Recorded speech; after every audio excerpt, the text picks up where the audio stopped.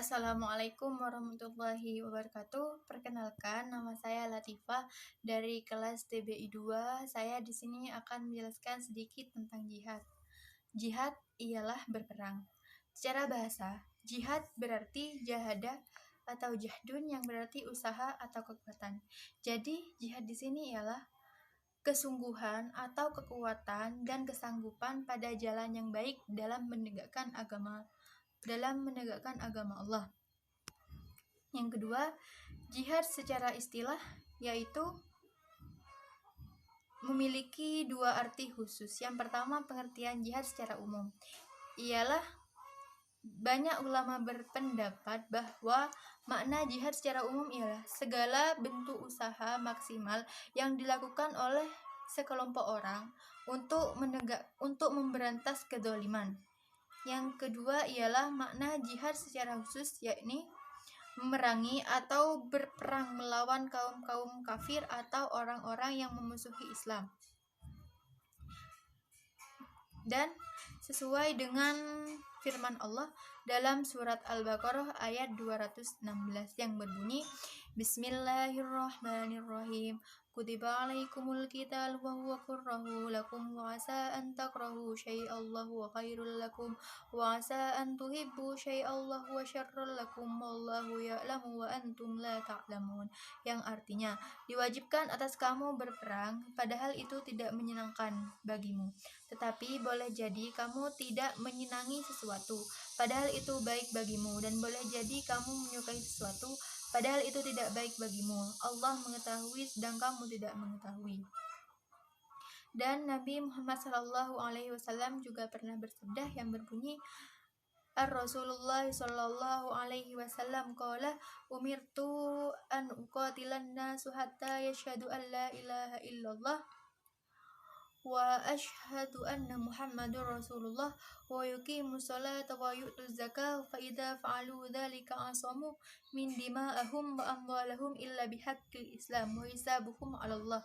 Yang artinya bahwasanya Rasulullah sallallahu alaihi wasallam bersabda, aku diperintahkan untuk memerangi manusia hingga mereka bersaksi bahwa tidak ada Tuhan selain Allah dan Muhammad adalah Rasulullah, melaksanakan sholat dan mengeluarkan zakat. Apabila mereka telah melaksanakan semuanya, maka mereka telah menjaga darah dan hartanya dariku kecuali yang sesuai dengan hak Islam dan perhitungan amal mereka. Syarat-syarat wajib berjihad: melaksanakan sholat dan mengeluarkan zakat.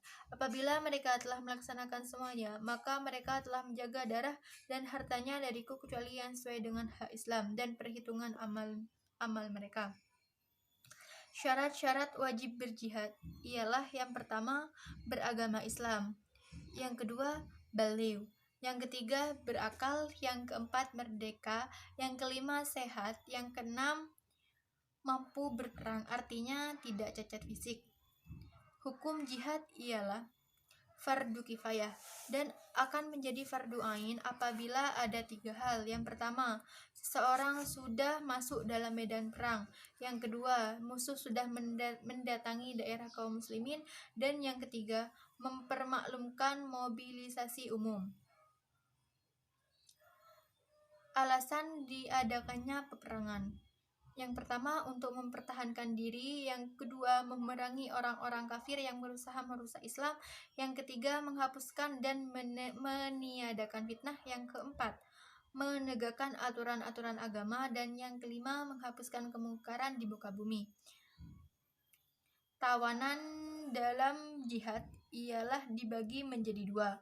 Yang pertama, tawanan yang secara otomatis menjadi budak apabila ditawan, yaitu anak-anak yang lahir dari perempuan-perempuan kafir. Yang kedua ialah tawanan yang tidak secara otomatis menjadi budak, yaitu laki-laki yang sudah baligh atau berusia aktif. Sekian dari saya, kurang lebihnya saya mohon maaf. Wassalamualaikum warahmatullahi wabarakatuh. Assalamualaikum warahmatullahi wabarakatuh. Perkenalkan, nama saya Reza Nasa Fitri, bisa dipanggil Reza. Saya dari kelas TBI 2. Oke, di sini saya akan menjelaskan sedikit tentang jihad. Nah, saya perjelas lagi. Jihad itu memiliki beberapa bagian. Yang pertama itu dari jihad, yang kedua adalah tawanan perang, dan yang ketiga ghanimah. yang keempat harta fai, dan yang kelima jizyah. Di sini saya akan menjelaskan tiga bab. Yang pertama ghanimah, yang kedua harta fai, dan yang ketiga jizyah. Ghanimah, apa sih ghanimah itu? Ghanimah adalah atau pembagian harta rampasan. Orang yang membunuh seorang musuh berhak mendapatkan harta salapnya yang dibawa pada saat berduel. Harta salap itu sendiri adalah pakaian dipakai oleh orang yang terbunuh, atau barang-barang seperti ikat pinggang, kendaraan dipakai, terus alas kaki dan lain sebagainya. Itu adalah harta salap. Yang dibawa pada saat berduel itu maksudnya adalah harta yang dibawa pada saat perang, seperti kayak senjata, harta-harta barang lainnya, tapi bukan harta yang ditinggalkan dalam markasnya.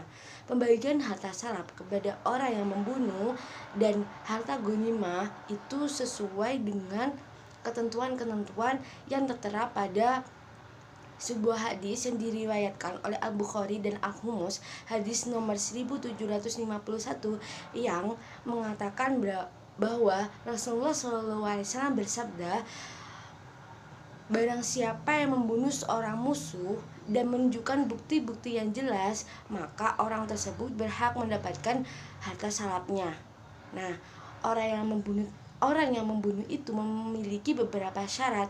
Yang pertama, muslim, yang kedua adalah laki-laki atau perempuan, dan yang ketiga adalah budak atau merdeka, dan yang keempat itu adalah imam yang telah mensyaratkan diperbolehkan atau tidak. Nah, dari penjelasan tersebut dapat disimpulkan bahwa ghanimah adalah harta yang dirampas dari orang-orang kafir kepada orang-orang muslim, atau harta yang dimiliki oleh orang-orang kafir lalu dirampas oleh orang-orang muslim pada saat perang berlangsung dan pada saat mereka melarikan diri atau keluar dari markasnya. Nah, pembagian harta ghanimah ini ada 5 bagian. 4/5 untuk orang 4/5 itu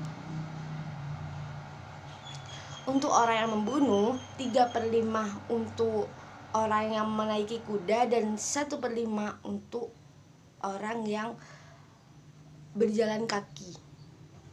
Perang memiliki 5 kriteria.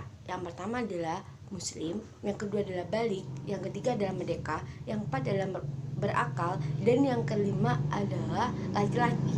Nah, dalam 5 syarat tersebut, jika salah satu syarat tidak dipenuhi, maka orang tersebut tidak berhak mendapatkan harta ghanimah atau hanya mendapatkan sedikit saja.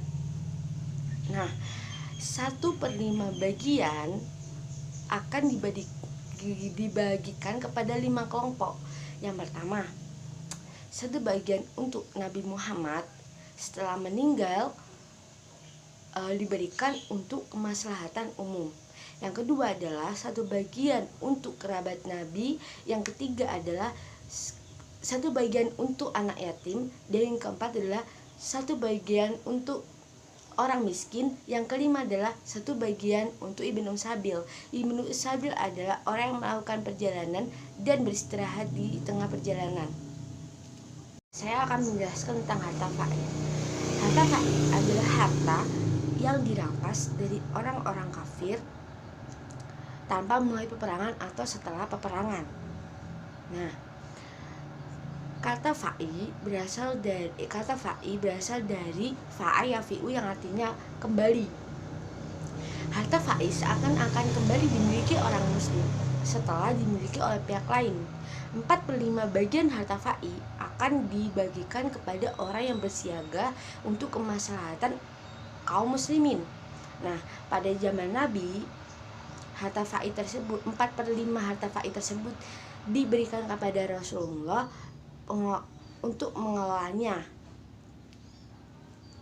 Nah, orang yang bersiaga itu adalah orang yang tidak mengikuti perang, tetapi mereka bertugas untuk menjaga daerah terhadap musuh. Dan orang yang bersiap untuk berjihad. Yang terakhir saya akan menjelaskan tentang jizyah. Apa sih jizyah itu? Jizyah adalah harta yang dibayarkan oleh orang non muslim kepada pemerintah Islam dengan